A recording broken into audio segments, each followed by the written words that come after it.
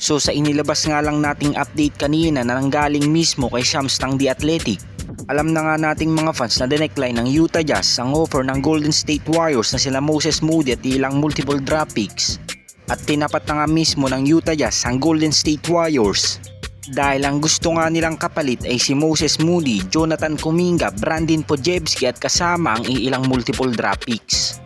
At ang naging dahilan nga ng Jazz kung bakit nila tina-target ang mga batang players na ito ay dahil mga non-starter nga daw ito sa lineup ng Warriors. Na ang ibig sabihin nga lang ng kabilang team na kapag nawala si Kuminga, Moses Moody at Brandin Podziemski, hindi nga lang masisira ang chemistry ng starting lineup.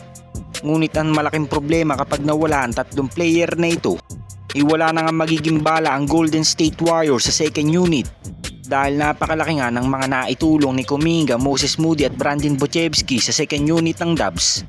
Dahil sila nga ang umaalalay sa kanilang mga veteran players noon na sila Klay Thompson at Andrew Wiggins. At dahil sa pagiging agresibo nga nila sa season ito, mas nakita ang totoo nilang potensyal na kung saan napapabago nga nila ang isip ni Steve Kerr.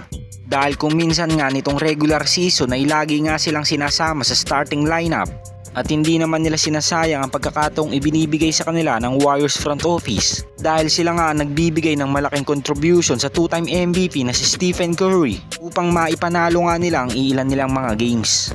Ganun pa man sa hindi nga nila pagpasok ngayon sa playoffs, marami nga nangyari ngayong off-season dahil nakita naman natin na biglaan na lang umalis si Klay Thompson sa Warriors. At ito nga sa ngayon ang pinangangamba ng Warriors front office dahil kung hindi nga sila magiging desperado ngayon sa trade, posibleng magdalawang isip na rin ang two-time MVP na si Stephen Curry na iwanan ng Warriors kapag hindi pa rin ito nabigyan ng magandang kasama ngayong darating na season.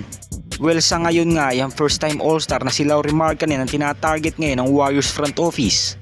At nabanggit na nga natin kanina na nagkaroon na nga ng discussion ang magkabilang team. Ngunit hindi nga lang pumayag ang Utah Jazz sa offer ng Golden State Warriors dahil ang gusto nga nilang maging kapalit para sa first time all-star ay sina Jonathan Kuminga, Brandin Podziemski at Moses Moody.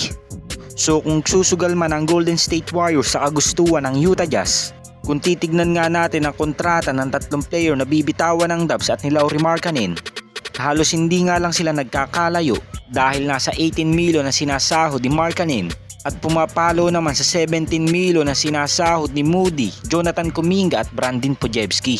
So pagdating nga sa kontrata ay all goods na for both teams. Ngunit ang malaking question nga dito ay ang mga value ng bibitawan nila mga players. Dahil sa season ito ay nagkaroon nga ng breakout season si Brandin Podziemski at Jonathan Kuminga.